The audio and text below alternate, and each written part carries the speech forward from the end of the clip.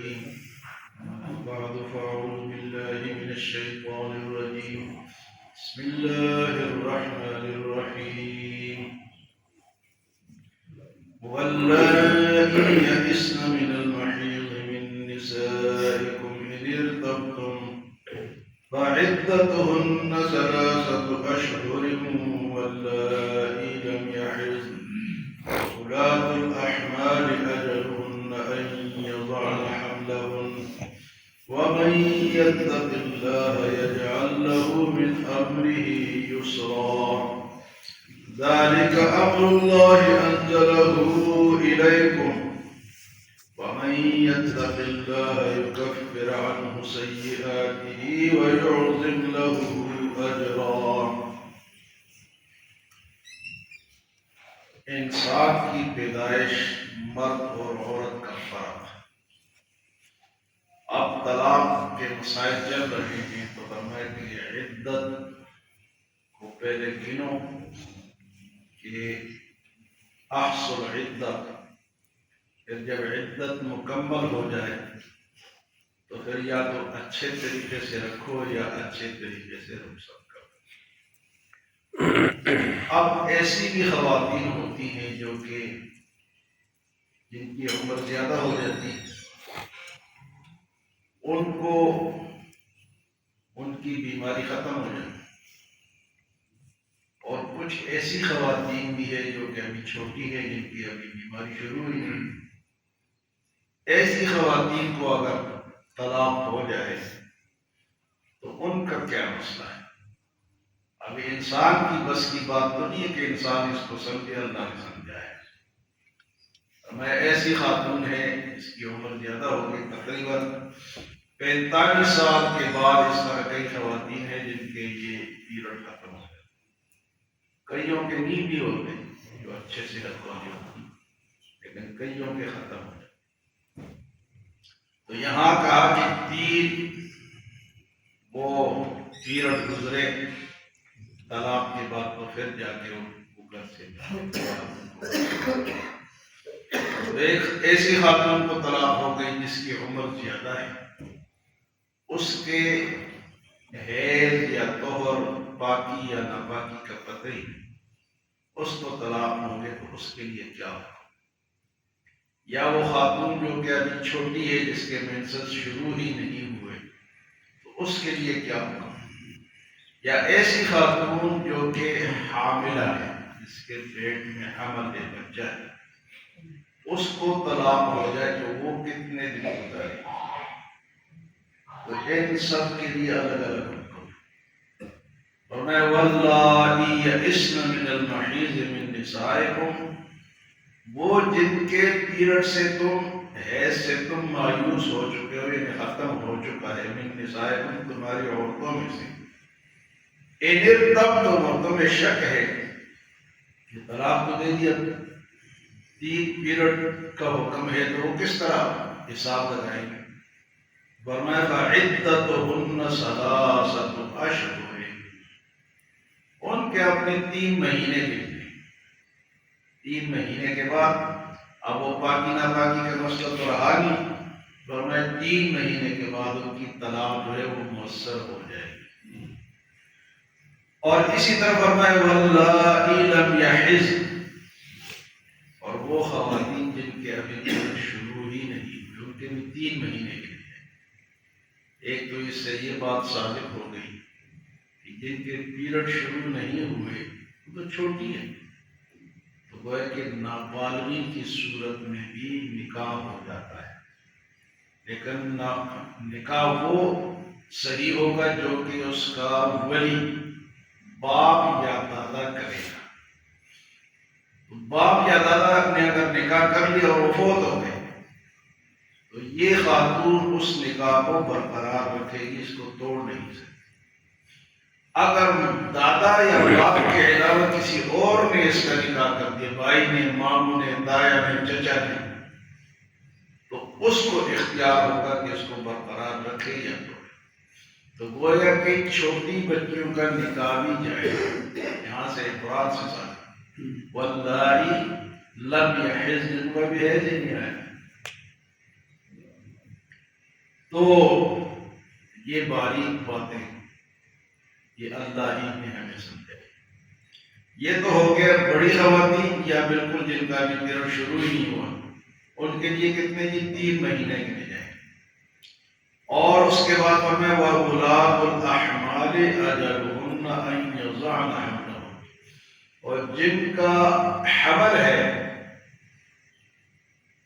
ان کو طلاق ہو گئی یا ان کا خاوند فوت ہو گیا تو ان کے لیے عدت کتنے دن، یعنی ابھی اس کا بچہ بچی ہونے والا ہے، اس کو طلاق ہو گئی یا اس کا خاوند فوت ہو گیا اور اس کو حمل ہے، تو وہ کتنے دن، یعنی 4 مہینے 10 دن گزارے گی؟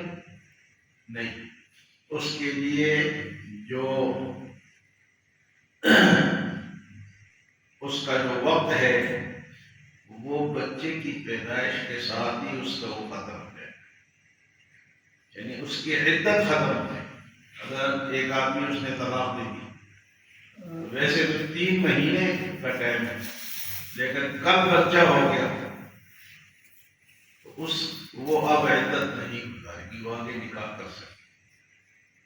اور اسی طرح جس خاتون کا شوہر فوت ہو گیا، اس کا بچہ ہو گیا تو وہ بھی اس کا بھی 4 مہینے ختم، وہ آگے نکاح کر سکے۔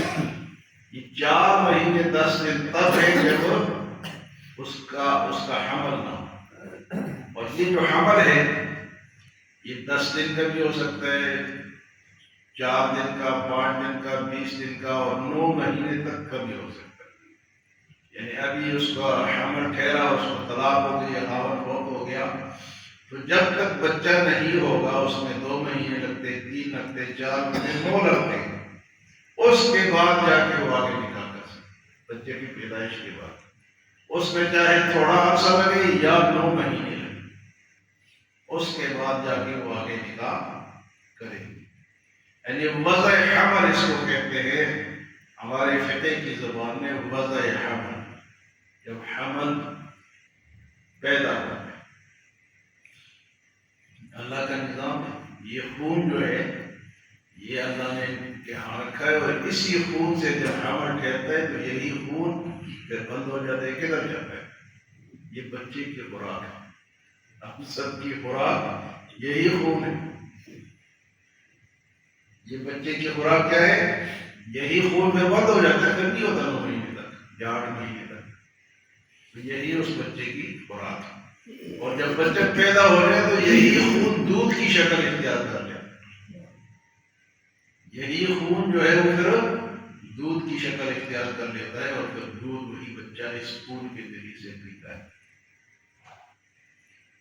تو یہاں آج یہ مسئلہ بیان ہوا ہے کہ وہ خواتین جو بڑی عمر کی ہو گئی یا جن کا پیریڈ شروع ہی نہیں، ان کو طلاق ہو گئی یا ان کا خاوند فوت ہو گیا، تو ان کے لیے 3 مہینے گزارنا اور یہ ان کی عدت ہے۔ اور اگر حمل والی ہیں تو اس کے جو اپنا عدت ہے وہ وضع حمل ہے، جب بچہ پیدا ہو جائے، چاہے وہ 10 دن میں پیدا ہو، چاہے وہ 8 مہینے میں پیدا ہو یا 9 مہینے میں پیدا ہو، یا زیادہ 2 مہینے سے بعد خواتین کا زیادہ بھی عرصہ لگتا ہے، 2 سال میں خواتین کے بارے میں فرق ہے، بچے کی پیدائش بیماری ہوتی ہے یا کسی کا طریقہ ان کا یہی ہوتا ہے۔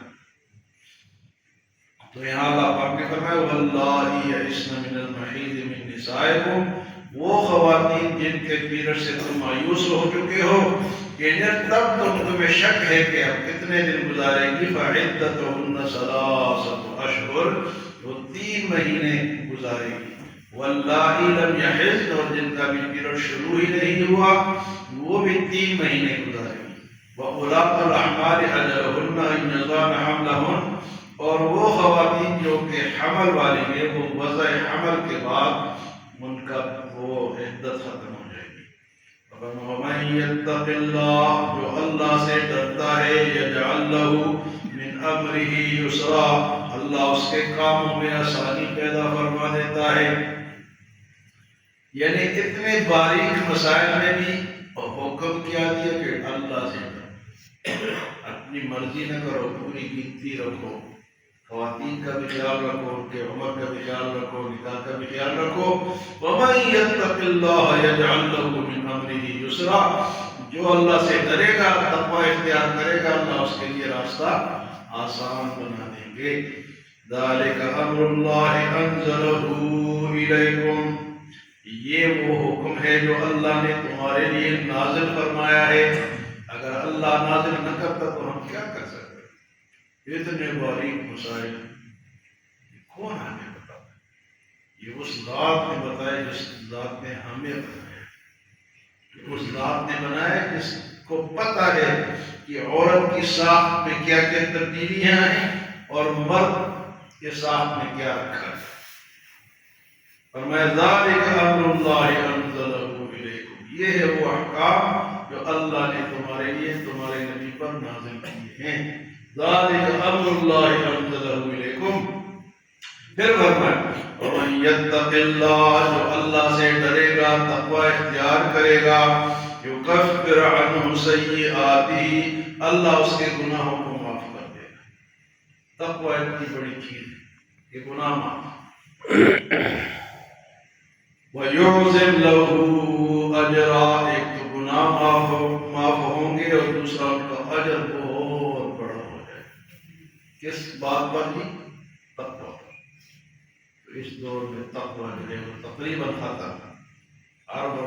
ہر دوسرا بندہ جھوٹ، فراڈ، ہاں جی، اور غلط بیانی، یہ چیزیں جو ہے نا یہ تقوی کے خلاف ہیں، یہ چیزیں تقوی کے خلاف ہیں۔ ذَلِكَ أَمْرُ اللَّهِ أَنزَلَهُ إِلَيْكُمْ، یہ اللہ کے وہ حکم ہے جو اس نے تمہارے لیے نازل فرمائے ہیں۔ وَمَن يَتَّقِ اللَّهَ، اور جو اللہ سے ڈرتا رہا، يُكَفِّرْ عَنْهُ سَيِّئَاتِهِ، اللہ اس کے گناہوں کو معاف فرما دے گا۔ وَيُعْظِمْ لَهُ أَجْرًا، اور اس کے لیے بڑا اجر عطا فرمائے گا۔ اللہ ہمیں